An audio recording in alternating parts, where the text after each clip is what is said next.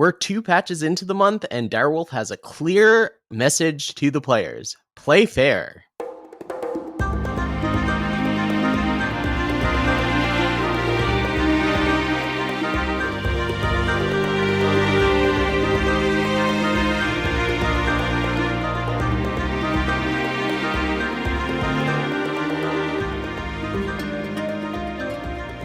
Hello, everyone, and welcome to FECast, the official podcast of Friends of Eternal. I am one of your hosts, Sunyveil, and today I am joined by a three-time Worlds competitor, none other than the master himself, Collector. Thank you for joining me on such short notice for this cast. No problem. Glad to be here. I would like to point out that Collector's win rate in best of threes outside of Worlds is 78%, and that is absolutely disgusting, and I don't know, I would have said, I don't know how long you can keep it up, back when it was 73% before the last Open, but now it's even better, so I guess this is normal. That doesn't count a couple of ECQs that I didn't top 64, but... Well, I mean, yeah, it's a best of three match win rate. Anyway. Okay, sure.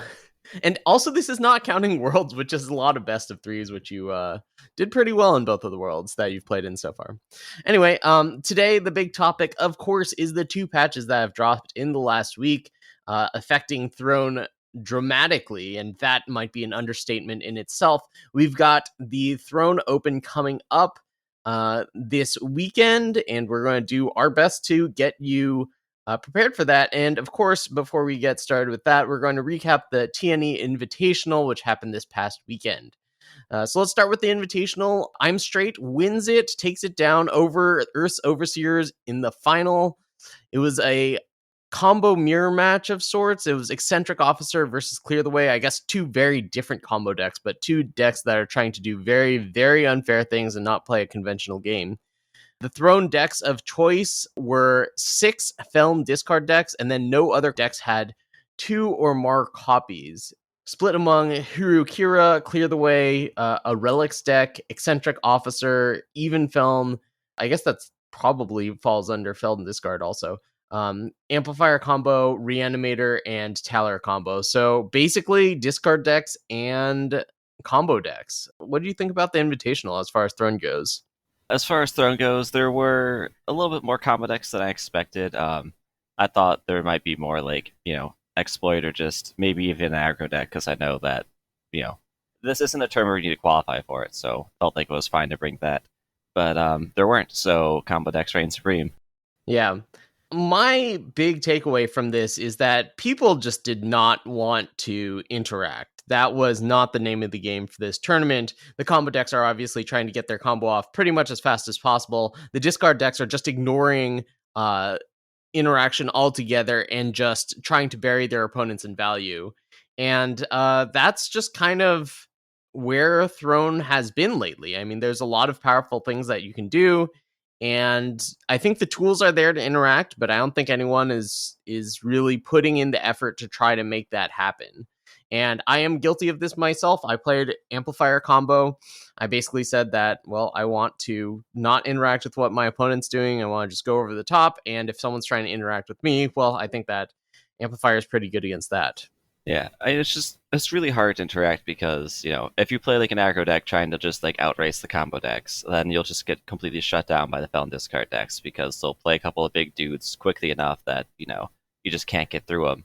And then if you try to play a control deck, you can either choose to control creatures or spells because there's not a good mix of both, that exists.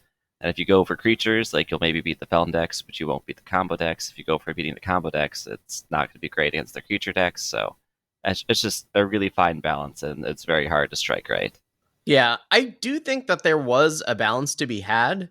If someone had decided to, work that hard in it, I know there's an Elysian deck list that was not registered that kind of did that. It played a fair game and used a little bit of disruption in order to stop decks that were playing unfair. But yeah, I mean, I think it's a pretty clear message from all the competitors that they did not want to interact. I was pretty sad to see this because I think my combo deck, the Overloader deck that I played, was just slower than the other combo decks, and that was a problem, as we saw. Anyway, congratulations to I'm Straight. Good luck in Worlds. I look forward to, the next tournament that I could have a shot at qualifying because I did miss out. But, that happens. Just a brief word on Expedition coming out of that tournament. There was a pretty even distribution of decks going into the top 16, or I mean, the 16 players that were playing the tournament. But it's worth noting that both 3-0s in Expedition were Overloader. There were 3 Swiss rounds. The top 8 included 3 Overloader decks, a Skycrag control deck, a Valkyrie deck, 2 Menace discard decks, and 1 Soldiers deck. So, it seemed like Overloader was a pretty good deck to bring in Expedition as well. Or, I mean, maybe it was just good in Expedition. That's where I also brought Overloader. I just played basically the same deck in both formats. Yeah, I mean, we don't really have to worry about Expedition for a while. Not seriously. So, do you have any thoughts on Expedition? Any insight to what the... you had a few teammates playing in the tournament? Yeah. So I will start by saying that if anyone from Direwolf is listening, please let people challenge in Expedition mode, because we saw at least one game on camera be decided by the random card pool getting outside of Expedition.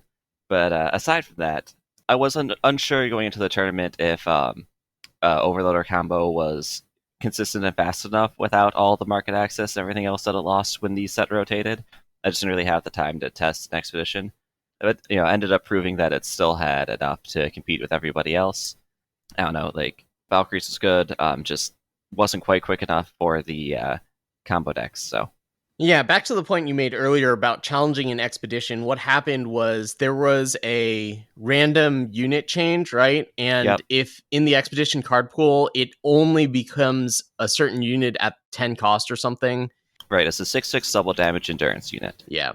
So yeah, it's definitely really sad to see a game decided because of that.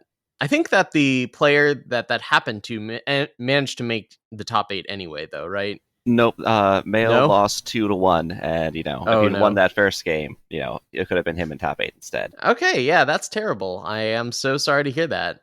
I mean, it happens. It would be really great to have that functionality. So I played Overloader, and my thoughts on the deck were that it was just...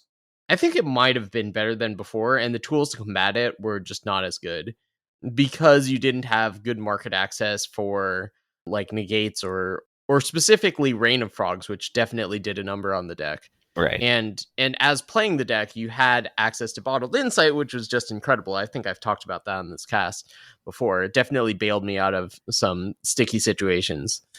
Yep, Insight was a good new addition for the deck, and the rotation, it made it lose the market, but it didn't really lose anything from its core combo, and most decks, did. The Expedition card pool shrunk a lot, right? So it's not quite up there yet. Yeah, absolutely. And I guess the one that can be compared to Overloader, Tesseract, right? It's kind of a similar combo. It lost all of the market access spells, which are so huge in it. I mean, even more than the market access spells, you lost a Sunyveil and a few other things. It's just the market spells dealing damage, Condemn and whatnot. That was real big for it. Yeah. All right, let's talk about the patch, because we have a Throne Open coming up this weekend in just a couple of days, and these patches are gigantic. It turns the format completely up on its head. I think everyone can pretty much agree that, I guess actually a few decks are kind of untouched, but for the most part, I think the restraints on the format are just totally different now than they were a week ago. So let's get into it. So the first patch, which was last week, there were only a few changes in this one. A few nerfs to the sling strategy. So Sling of the Chi now has enemies can't transform your units instead of enemies can't transform your cards. Rost no longer has Overwhelm, and Siegebreaker no longer has Overwhelm. So a couple of changes, but my ultimate takeaway from this is that this doesn't change much for the Sling deck. What do you think, Collector? So I'd been advocating for that actual Sling change about making it units instead of cards for quite a while, because it allows for primal-based decks and some other stuff to have interaction with it, because before they just couldn't deal with it at all. So now they actually have some counterplay, so that's definitely a hurt to it. I do think that Sling in its current iterations, these nerfs are actually pretty decent to it, because before, they'd play a Siegebreaker on 4, hit you for 3, kill your unit. They'd play Rost, hit you for 4, kill your unit, and then in a turn or two, you're down a lot of life, and they haven't even attacked yet.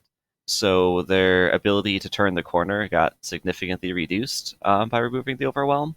Because you can also just chump Rost forever now. Like before, like you had a couple of 1/1s, like maybe from your tower or something, and you'd still take 6. But now you just 1/1 in front of it. I'm gonna continue hitting you for 7 in the air. Like they're gonna have to really reconfigure Sling or figure out some other way to turn the corner faster.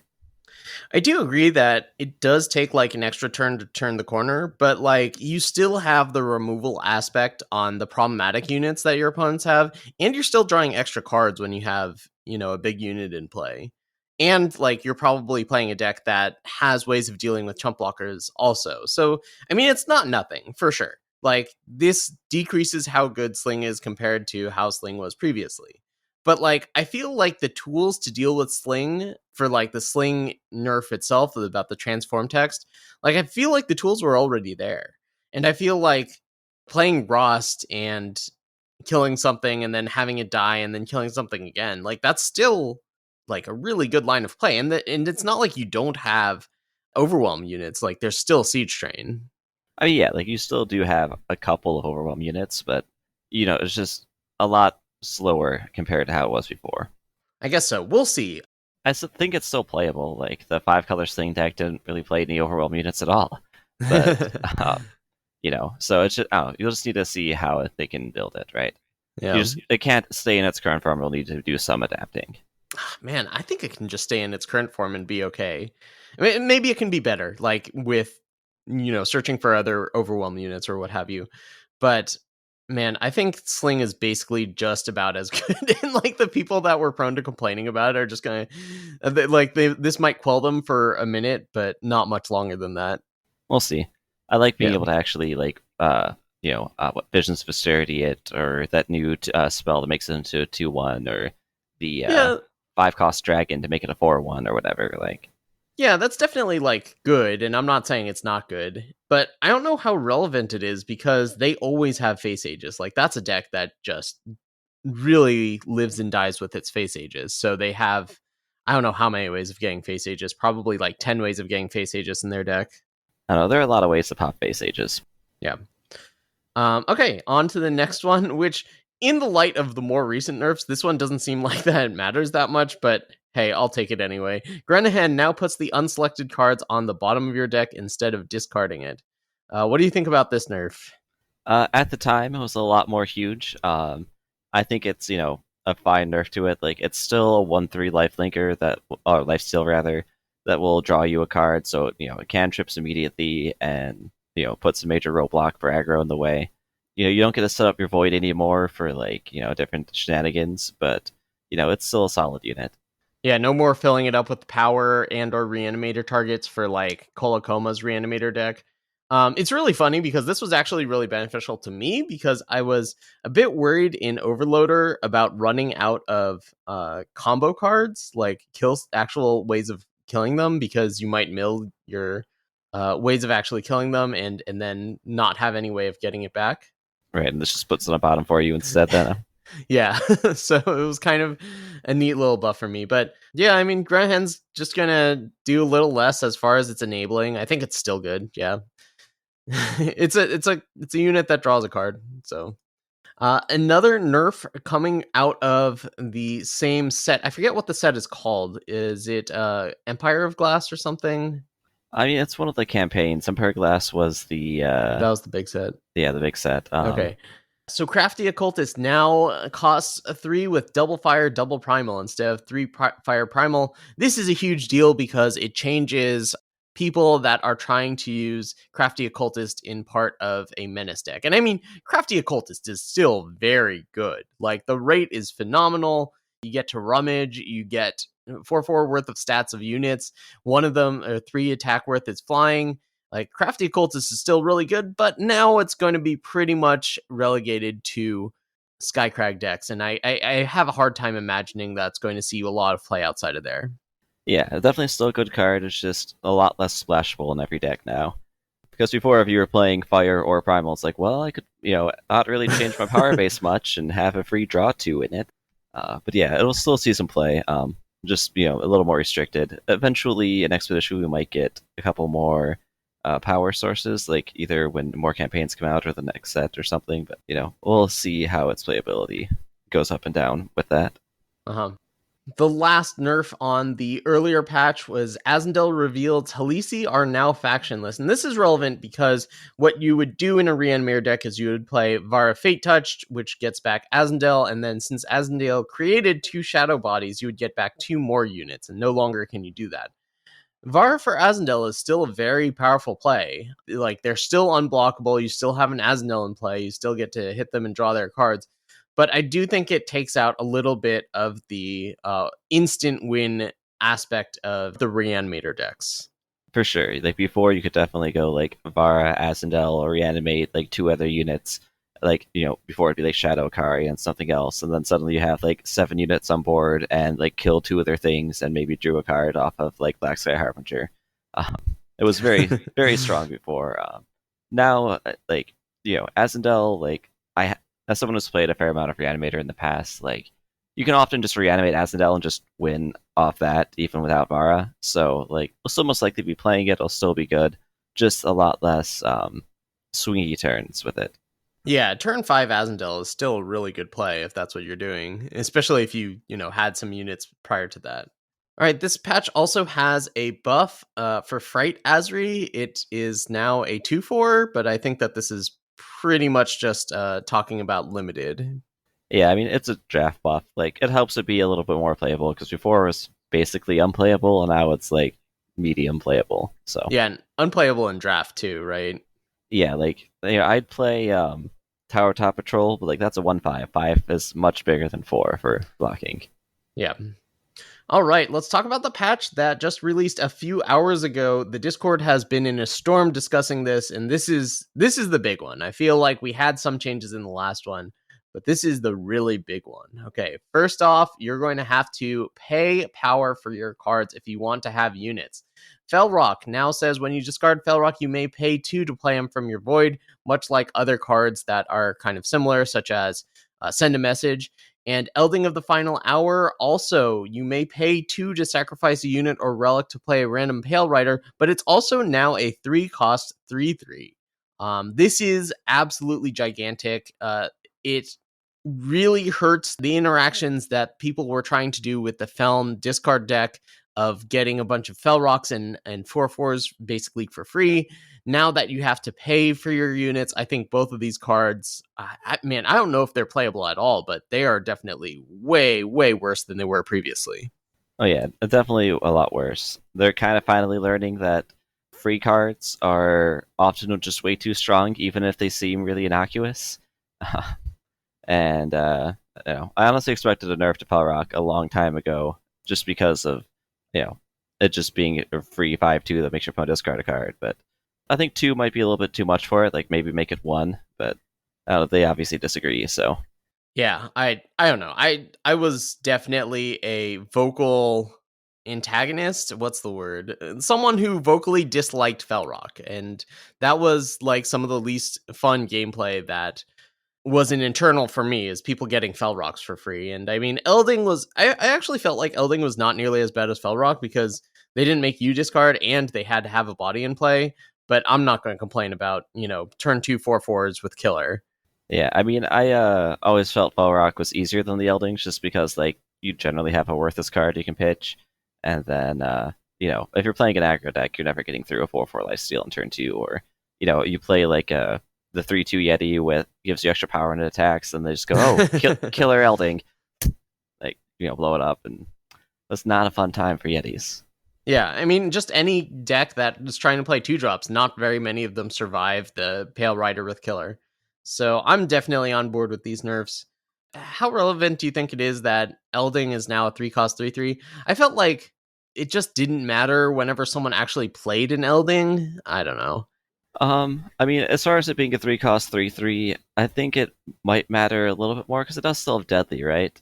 So it can attack or block into anything, so it's actually a lot more castable now. Oh, it doesn't have Deadly, it just has Stealth. I thought it had Deadly and Stealth. Maybe just because it was a 6/3. Let me double check that real quick, because I could have sworn. Oh no, okay, you're right.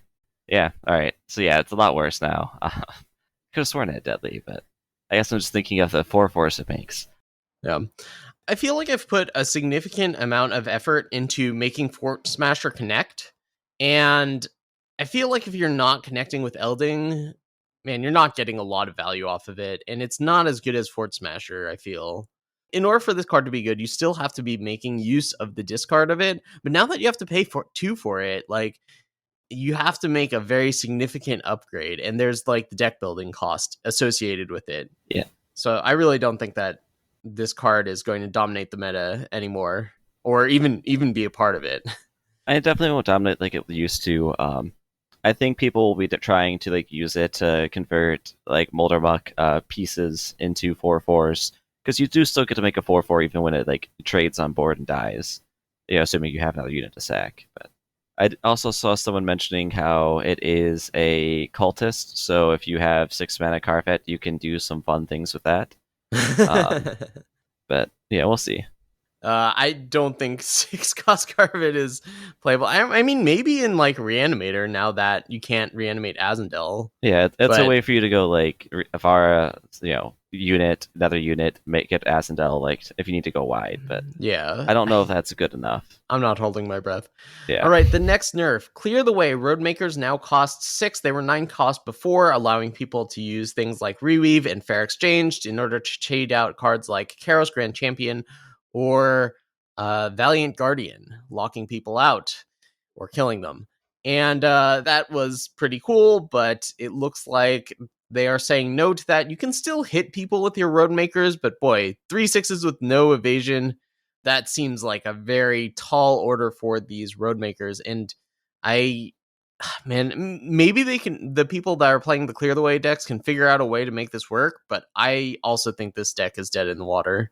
yeah. I mean, like they hold the ground pretty well, but like there's just not really a good combo with them like you'd had before. Like you could maybe go get like a Thundering Carosaur, you got an 8/8 that'll draw you some cards, or like a Kimoni and maybe do something cool with Kimoni, or like even Svetia or something. But Oh, like none of those will just end the game like the actual combo does. you know what actually might be good is that the new 6 cost Rakana card that says whenever an opponent Pisto, plays a spell, deal 3 damage, and like at the end of your turn, draw cards up to 4 or something. Or if you have no cards in your hand, draw 3. draw 3. Yep, Okay. that's Pisto. I mean, like, yeah, it's okay for refilling your hand, but you're just gonna be refilling your hand with crappy artifacts and maybe like another Pisto or something. Like, Yeah, maybe. It also might be still reasonable if you're pairing it with like Waystone Gate and getting a few more bodies along with it, but the broken part of the combo is definitely gone. yeah, you can maybe like warp it into something more fair-ish, but I don't think like that's worth the investment. You're probably just better off ramping to the things you want to be tutoring for anyway, right? Yeah. All right, the next nerf eccentric officer now costs 5 instead of 4. This is big. I didn't see this coming when they previewed eccentric officer, but I think this really makes it so that you can't play eccentric officer at the fastest. You're a turn slower. Yeah, I mean, like you might be able to do some things like crack the earth and then use the bargain spell to help ramp yourself and like maybe do some stuff with that. But in the general case, yeah, you'll be at minimum 1 turn slower, which just gives everyone so much more time to kill you or interfere with you. It's definitely going to suffer for that. Yeah, I suppose like its top end is still unchanged. You know, you can still do the reweave into Karos and then play first flame to kill them. Yep. But man, just taking an extra like that's huge. 1 turn matters. Oh yeah, it matters a lot. Matters so much. It also messes with your market because before they were doing transpose for it, right? And they were grabbing things like not righteous fury, but the one that tutors the Arcano Yeah, spell. call to the something. Yeah, something. The 4 mana Arcano spell that tutors a creature. So you can't play that off your crack market. Like if you're going for crack, or it just it makes it awkward, right? Man, I can't remember that card's name. That's really going to bug me. I guess I can look at this deck list. Rise to the challenge. Yeah, Yeah, I was that's totally it. off. Yeah. All right, another nerf targeted at a combo deck. Diabolic Machinations now has pay 2 life instead of pay 1 life per amplify. This one's kind of an interesting one because I don't know that kills the Overloader combo. It certainly makes it more difficult and makes the life threshold higher. But people would play Overloader into Diabolic Machinations. They'd pay a ton of life. They'd see their entire deck and have unlimited power, and then they'd win with a gigantic spell of some sort. But like Overloader is unchanged. There are ways of still generating a ton of power. Like you could go Hardiness into Bottled Insight into find the second Overloader, and then once you have the second Overloader, you could do other ways of generating power with Amplify cards. So this one's kind of interesting because I think that the deck is still intact, although going for the Diabolic Machinations win is certainly a lot harder. Yeah, you're very consistent. 3 cards I win is not really there anymore because with Machinations, you could have, 10 life and still have exactly enough to combo. Now you need 19 life, and most decks should be able to get you below that by the time you're casting it. And like even if you have the 19, you'll have less mana to work with if you have to use with a 3 mana spell, the tutors for Amplify, I forget what it's called. Realign the Stars? Yeah, Realign the Stars. Yeah, so I don't know if it will kill it, but it'll definitely hurt the oops I win button. Yeah, and yeah, that's how I described it in the chat today. And I think that's probably good, but like Overloader might be able to figure out a way around this. Diabolic Machinations was the only reason you're so heavy into Shadow. Maybe you can change the power base and figure out a way that you can reliably win through something like Bottled Insight, like Hardiness into Bottled Insight. And I think that's pretty powerful. Did you really play any Shadow cards aside from Machinations? Well, the big one was Grenahen, because that digs you Right. 4 deeper to the card that really matters. But hey, I mean, there's like Rugen's Choice if you choose to be Injustice. Yeah, and Justice could give you martial efficiency and maybe even Auron Jailer to help you amplify. Yeah, it's interesting.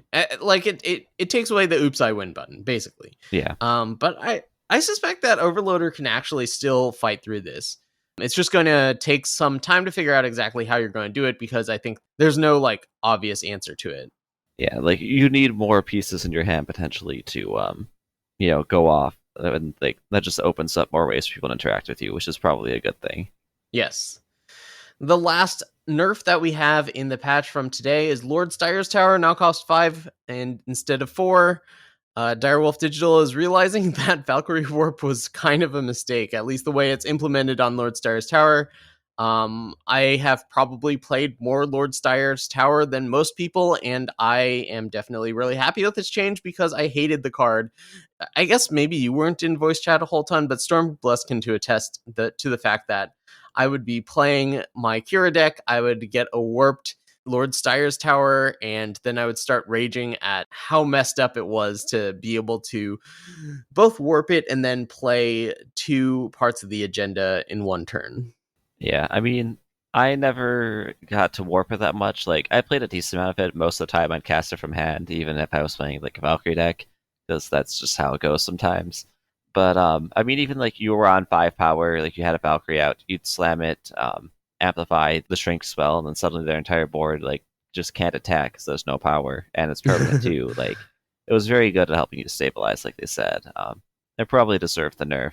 Whether or not making it cost more was better than changing the spells, I don't know, but that was definitely a way to approach it. Yeah, and looking at boards full of negative attack units is not a good play pattern, as we discovered with Telut back in the day. I still think they over nerfed him. I don't know. That was pretty ridiculous. I think it should just been they nerfed it to Surge. They get -1, -0 until your next turn. That way you could use it for defense. But I guess so, yeah, then you could use it for defense. That's a bit of an inelegant solution because effects that last past the end of the turn are kind of weird. But it's not like they don't have those already. Okay, so with all of these changes, the big question is, what does Throne look like now? There are combo decks that were not touched. Amar combo comes to mind. And there were other decks that just got a light fixing up, such as Sling. But given that the rest of the format has changed so much, what are we going to see as emerging successful? What are your thoughts? So, I mean, Kira was successful before Tower. I think it will remain successful now, even if 5 power Tower proves to be too much. A Sling, like we were saying earlier, I think it could be reworked and it's still perfectly good. Um, I'd have to play the current version with the nerfed units to see, how that one's actually faring. Um, I don't think we'll see a ton of AMAR combo just because it takes so long to play that a lot of people won't want to do that to themselves. A lot of people just don't like that style of deck to begin with. I kind of want to see someone bring it and then, top 64 and get on camera with it just to force Direwolf to sit through it. Uh, but yeah, we'll see. And then they could probably just see, like the general, like, there will be some aggro decks in the ECQ. We'll probably see like the Burgun bring, control. I saw him streaming a control deck the other day. Just a couple of random decks out of left field. Yeah, I am personally really looking forward to seeing if Kira has what it takes again. Kira, of course, is a deck that I've played so much and really enjoy the play to because of how punishing it is if you make mistakes. But I also think that with the reduction of free units and fewer random 4/4s going around, that aggro definitely has much more of a chance than it did before. Because previously, I mean, Grenahen was in every deck. Like, Crafty Occultist was a big deal. It was really hard to play aggro into that if people were just getting a bunch of units for free. And it's also worth mentioning that the Menace decks that relied on all of these discard strategies really suffers from Grenahen being changed, Crafty Occultist having its influence requirements increased, and I guess Elding being changed also. So a lot of these decks that were very good because of some of the recent releases, well, we're kind of turning back the clock on it. What do you think about Elysian? Elysian is like kind of a deck that either feels amazing or it feels like it can't possibly win a game. But I feel like we've turned back the clock to a point where Elysian is good again.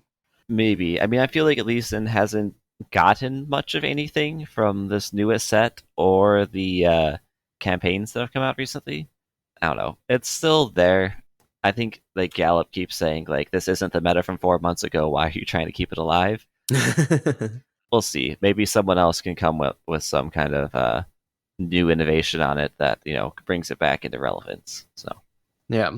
One faction pair that got a lot of love from the new set that wasn't nearly as broken as some of the other things that were going on was Combre. I feel like Combre got a really nice trick in the +2/+2 overwhelm spell that cost 1, and a pretty nice unit in the 3/3 Aegis. I don't remember the card names right now. yeah, that makes 1/1 Valor dudes.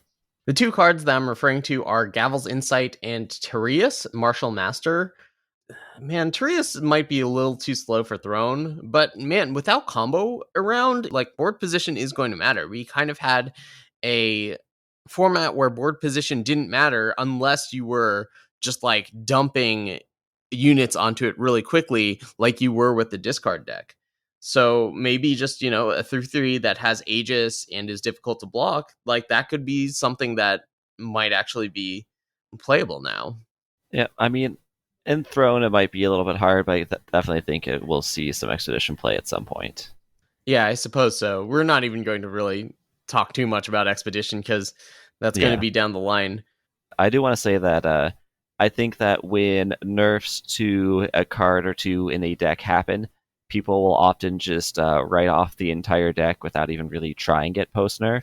So if you've been playing one of these decks that got hit, try it out a bit first and see if it still feels viable even with the nerfs. And if it doesn't, is there one or two small swaps you can make to keep it viable? And then if not, then you can actually write it off. But like the sling decks and everything else, like don't just write them off because like a couple cards got nerfed. Like try them first. Yeah, Sling in particular, I think that it really did not lose much. I mean, do we think that Sling is good? Is it like, I don't think the deck's power level dropped that much compared to the other decks, but does the setting surrounding it, does that change to a place where Sling wouldn't be good? I actually think Sling might be in a really good spot. I mean, if aggro decks come back, your hailstorms become very good. You don't have to worry about getting insta kill. I don't know how much of a problem that was with Sling, But like, Sling can just sit back and draw cards with the random 0/6 or something. I don't know if that's what they're actually going to do, but How's the Kira matchup? Kira matchup is really bad for Sling, which is really good for Kira. So I will definitely play on that side of the matchup for Kira. I feel like most Sling players would fight you on that.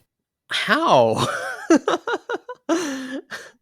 I don't I understand don't know if that. they'd be right, but I'm sure they'd fight you on that.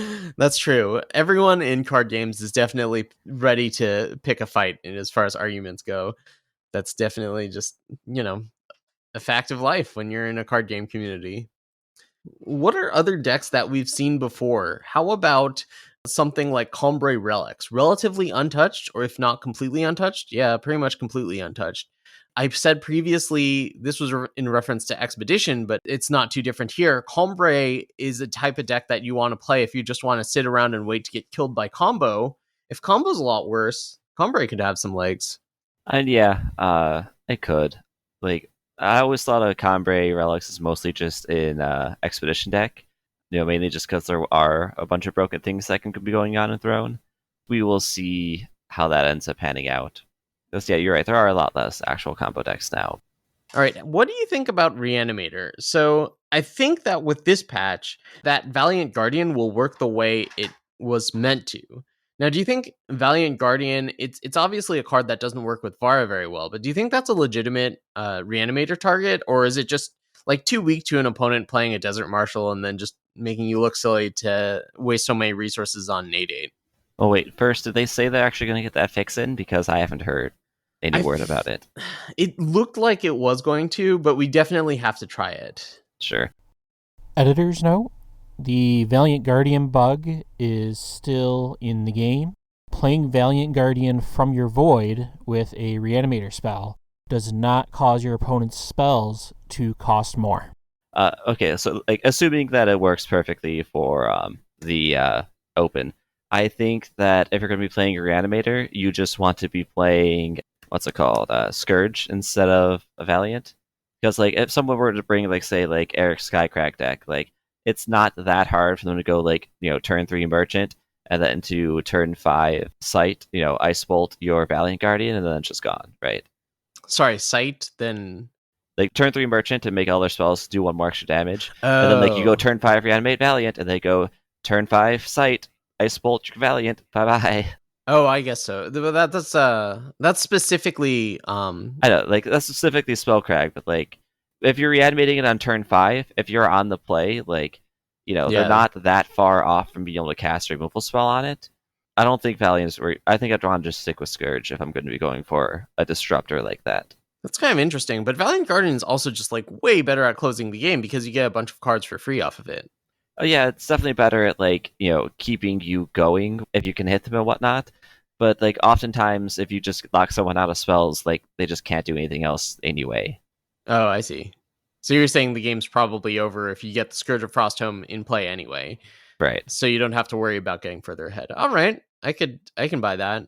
Yeah, it'll be interesting to see. I suspect that the best thing to do is still going Var for Azendel. That's just really difficult to deal with outside of Harsh Rule. Speaking of Harsh Rule, now that you don't have to worry about getting comboed out so quickly, Harsh Rule. What do you think? You will see a resurgence in Harsh Rule decks, or? I'm saying it's not the craziest idea. Harsh Rule has been really bad for a while now, and I think it's the best it's been, in the last half year or something like that. Yeah, I mean, we might see some of them come back. I'm always hesitant to play a deck that plays Harsh Rules or just general control-y cards without knowing what the meta is going to be, because like you might get super lucky and like it's amazing to bring it that weekend, or you might just bring a deck where it's like, oh well, it's either way too slow or it just doesn't do anything. Yeah, it might get hit by the flicker, the 1 cost negate a slow spell. Yeah. Okay, let's just go over our 3 picks for decks that are probably poised to do pretty well this weekend. Just 3 decks that we think either didn't lose very much or gained a lot from the metagame shifting. I'll tell you my 3 decks while you think of yours, but my 3 big ones, and maybe these are obvious ones, is I think Sling didn't lose a lot. I think that the things that Sling is good at doing it's still very good at doing. I always thought that Sling was very targetable if people ever wanted to, but that never stopped it from being a deck that would win games of Eternal. So I think that Sling is poised to make a reasonable showing. Although if people come prepared for Sling, I think that that's something that they can do. My second deck is Kira. I think that Kira's big weakness was combo, and I think all of the combo decks, pretty much all of the combo decks, got hit by a huge nerf. And so I think that Kira is poised to do pretty well. And finally, my third deck that I think is poised to do well is Overloader combo. I know that it did get hit by the Machinations nerf, but you can still generate a ton of power with Overloader, and you can still draw a ton of cards and see a ton of cards and still kill them with your choice of D'Angelo Arson, the Pyrotech Explosion, or the cannon, whatever, I forget what it's called, something cannon that shoots them with detonations, which is always really fun to do. So those are my 3 decks that I think are poised to do pretty well. They're not ordered in how good they are or by any means the only decks that I think are poised to do well, but they're just 3 decks that off the top of my head I think I would recommend people look at. All right, Collector, do you have 3 decks in mind for this? Yeah, so I mean, it's gonna sound fairly similar. Where like I do think Kira was going to be a good choice still. Like there's just a fair amount of play to the deck. Like Hojin and things can be stabilized against the other aggro decks. The 2 units are vulnerable spell to like kind of invalidate burn or other or attacks against you. You have like bubble shields and other stuff to help you play against the removal decks. Like just there's a lot of play to the deck. Sling, like yeah, Sling did lose some stuff, but I don't think it lost too much to be able to to be bad now. And like wasn't 5-color Sling popular for a while in Throne, or was that an Expedition deck? That was an Expedition deck. Okay.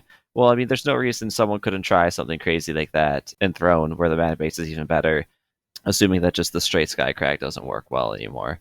And then for the third deck, I'm not going to go with Overloader. I'm probably going to go with Reanimator. I think with all these nerfs to making all the discard stuff actually cost power. First, like, the Void Hate wasn't even that good against all those decks to begin with. Like, what's Gavel going to do? Like, stop them from doing their Elding? Because that doesn't work. I don't know. Maybe this will be a self-fulfilling prophecy and people will start respecting it and putting hate in their deck board or whatever. But I think that, Reanimator is potentially a really good choice. Yeah, Reanimator definitely seems like it can still get there.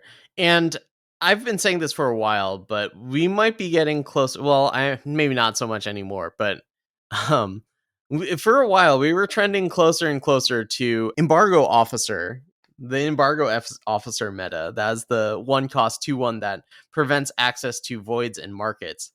And I thought we were getting kind of close there, although we may have gotten further away from that. The problem with that card was that it didn't stop Elding, but Krull is still good, and it stops Krull, and it stops all the market cards. Yep, it stopped Felrock too. There have been metas where we played it in the past. I remember a Rakano deck that we brought to one of the ECQs last year. Like we had a 1-of for the 4-drop to tutor for it. Yeah, Crown Watch Press Gang, but that costs 5 now, so it's probably I know you can't press gank it nearly as well, but like if the meta hadn't changed, 4 of the officers could have actually been pretty good. Like 4 officers, 4 suppression, or grand suppressors rather, and then like good to go. Like yeah, I wonder if you can make some sort of Rakano aggro deck with that, just suppressors, Embargo Officers, and then you can play Bellax. But I don't know. I was thinking like Hojan plus Bellax is kind of interesting because Hojan becomes really big for 1 turn, and then you can sacrifice it for the Bellax, but you're kind of going down material if you're sacrificing your Hojan. I don't know. Just that was something I was thinking of. I don't know how fully formed it is. yeah, I mean, if I was playing those 2 cards, like I don't think I want to go with Bellax. Maybe go like Combre and like go actual hate bears, play like Tokas and everything else, and just make people miserable on the other side of the field. Yeah, that's also an option that I've experimented with, but I haven't figured out the right mix. All right, well, that's going to do it for the content of this week's episode. We're going to go over a few dates that you might want to be aware of. This Friday, June 11th, is the Throne Open. We're going to send another player to Worlds and possibly more in case there are any repeat top 4 players. Tuesday next week, June 15th, that's a week from our recording. That's going to be the first Tuesday Night Eternal in the summer season, and it's going to be Throne. So Tuesday, June 15th will be a Throne Tuesday Night Eternal, and then Friday, June 25th, there will be an Expedition Tuesday Night Eternal. So look forward to those dates as far as tournaments go, and we don't know what the Expedition Open is going to be following this Throne Open, but hopefully we'll figure it out sooner rather than later. As always, FECast is made possible by our generous patrons at patreon.com. A huge shout out to our new patron, Telemachus. Thank you for supporting the show. It's great to have you joining Odzos, Prewibin, Cotillion, Alcide Bavo, Work Done Son, Chamomile, Chrissier, D-Dub, and Yeast Out for their continued support of FECast and making this cast possible for everyone to enjoy. Thank you, Collector, for joining me today. Is there anything going on in Collector's World? Are you streaming at all right now? I should sometime, but I haven't, so maybe you'll see me soon. I don't know. All right. Well, it's always a blast to have you on the cast. I feel like everyone just gets a little more enlightened every time it happens. So that's something that I hope we can look forward to in the future. One more thank you to SRFS, our editor, who really is the person that makes FECast possible, because without them, I just don't think FECast would happen. So huge thank you to them. All right. Thanks for listening. Until next time, we will see you in the friend zone, and good luck in this weekend's Throne Open. See you later. The Friends of Eternal Discord is the best place on the internet to get better at Eternal. We have players of all skill and experience levels all happy to help each other out on basically any aspect of their Eternal gameplay. And making all this possible is our generous patrons over at patreon.com. If you'd like to support FECast or Friends of Eternal, consider donating at patreon.com/Friends of Eternal. Thanks again for listening, and until next time, we'll see you in the Friend Zone.